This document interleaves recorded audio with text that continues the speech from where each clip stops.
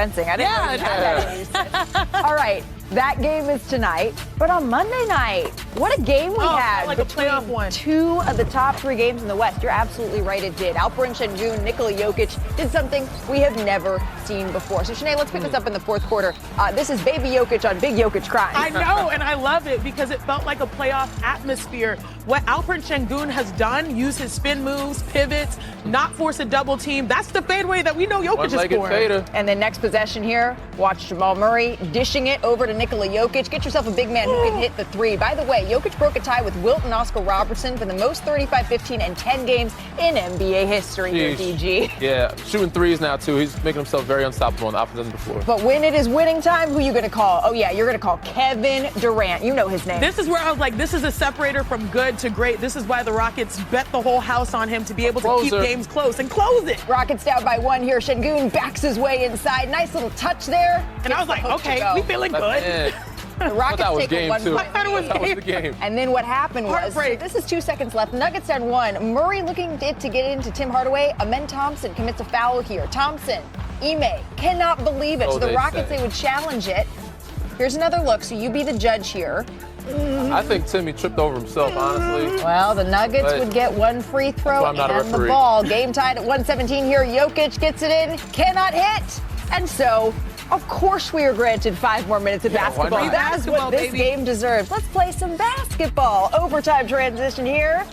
Hitting it for here was Jamal Murray. Was that you being Fergie for a moment? Yeah, that was me being Fergie for a moment. Never forget. Sneaky here inside, gets the layup to go. And we also know that whoever strikes first in OT tends to win. Yeah. And they struck while the iron. They had him a game last night. Spencer Jones, quarter 3. Houston wouldn't go away, though. They don't, and I like this. The tenacity they play with, the physicality. This is one of the teams that have to win these types of games to get the confidence, but at least they were in it. By the way, speaking of growth, 33, 10, and 10 for Alperen Şengün. Şengün gets it on the inbound, takes the 3. Can't quite get it to go, though. So the Nuggets escape with the 128-125 overtime win. Sign me up for another one of those, please. Unintended. Another one that surprised me, though, guys.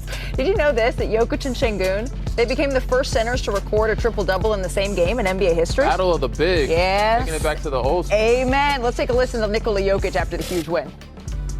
They're a really talented team, you know. They have a lot of weapons. They are really good in defense. They're big and tall. They attack the offensive glass. So, I mean, they're a really good team. And we tried to defend the home court because we lost, I think, 4 in a row. So it was a really good game for us. Just in general, I think it's a poorly officiated game I've seen in a long time. 2 have no business being out there, and the crew chief is acting starstruck. So you're seeing all kind of inconsistent calls, and I'm sure you should have got a few more texts. All right, so Ime, understandably, a little hot there, a little upset, Shanae, but overall, what did you learn from this game? Overall, I believe the Rockets could go toe-to-toe with the best of them. Now, if it's a series, it's going to be hard to get over that mountain, and the mountain being Nikola Jokic. Clearly, Nikola Jokic. But I also like the duo, because this is something that I just keep preaching. Jamal Murray having a career year, has never been an all-star. This is his 9th season. And those 2 in tandem, it's like a symphony. They're in symmetry. They are beautiful. They understand the game at the highest level. And when you can cheat code it and just have them on one side of the floor, it is impossible to stop. And look at that. Look at the bromance. Would you say that this is ethical basketball? Absolutely ethical. Now, was he officiating? Not so much. Yeah, I mean, I've learned the same. I'm watching this group here, and they're doing this without 2 of their main starters. And to me, Aaron Gordon is an all-star this year. And to be able to win games 5 in a row without him, and then Christian Brown, another guy who's up and coming, really impressive kid that I think can add a lot to him. He knows how to win. He's won on every level. But also learned on the Houston side of things, the 2-man game between KD and Şengün. But I would like to see more KD down the stretch. But again, you showed they go toe-to-toe. They did this 2-man game, which made them force a switch. KD set a screen here with the flare screen to get the switch to Jamal Murray. Sets the screen on Şengün, which you don't see often. The guard setting the screen on the big. Trying to get the switch here, he does. Şengün knows he got a matchup, a mismatch here with Spencer. Daring Jokic to double team, which he's not going to do because there's Kevin Durant on the perimeter. Now he's got a 1-on-1 mismatch against the young fella who gets a left-hand layup, which we thought would be for the game. Again, I would like to see more KD in that action, but when you have that type of 2-man game, it's a mismatch on both sides. To me, I love how we celebrate the offense, but I think the difference in the game was the matchup Jokic and Şengün, but the difference was that Şengün was not able to guard Jokic in single coverage. For example, there would be times where Jokic would get it down the middle lane of the floor and he would shoot a three and Şengün could not contest. And so the other alternative is to run two, and who's the best passer in the NBA?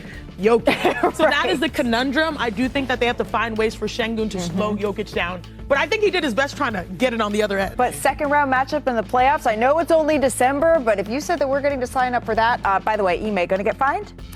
Yeah, I think he should have. If you're going to get fined, make it worth it. If you're going to get Go all fined, the way in. And he went all the way there. All right, how about after the break? Hey, how did the Clippers get so bad, things with Chris Paul, that they had to send him home in the middle of the night? Ramona Shelburne is here with previously unreported details about what transpired. Plus, we're going to show you how Vroom Vroom, you know what that's a sign up, Motorcade and the Pistons completed yet another incredible comeback. Shanae, she's going to tell us why it's time to start believing in this Detroit squad.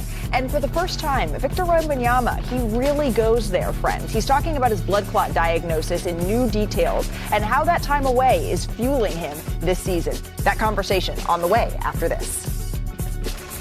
I'm Victor Wembanyama, and you're watching NBA Today. Well, there are actually games that are happening around the league in preparation for tonight's matchup. So last night we had a little Pistons Celtics. This was actually fun.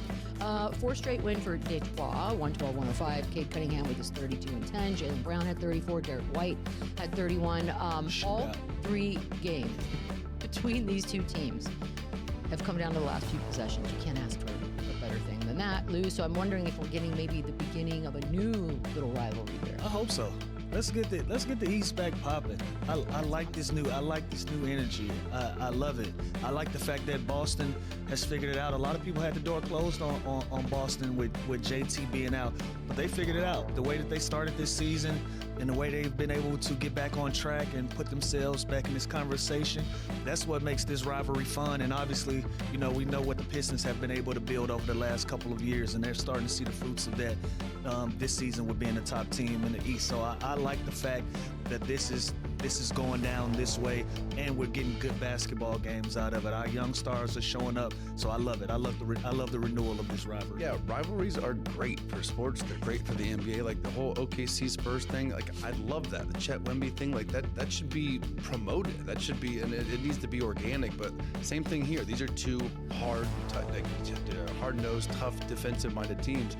And they're going to compete, and it's going to get physical, and it's just this is how the game's going to be played for them. So I love this. This was a great game. Obviously, it was a close game, and they put the ball in their MVP hands, Cade Cunningham, and letting him kind of close the door. And they've been doing that all season long. But as far as a rivalry, yeah, I mean, it would be great. I think the Pistons have a rivalry with everybody in the league. Okay, go on. That started with the bad boys. Yeah, so I mean, this young Pistons group, they're tough, they're fearless.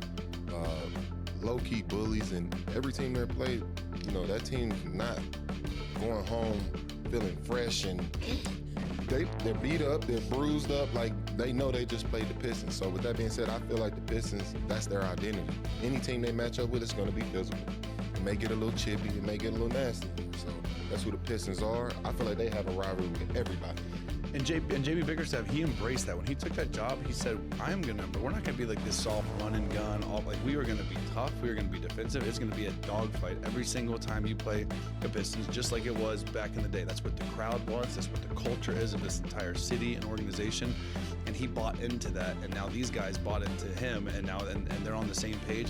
And it is a dogfight every single time you play them. And then you have Cade Cunningham, who can just finish it off and go put the ball in his hands and let him do what he does. So they're on to something there. So let me ask you that.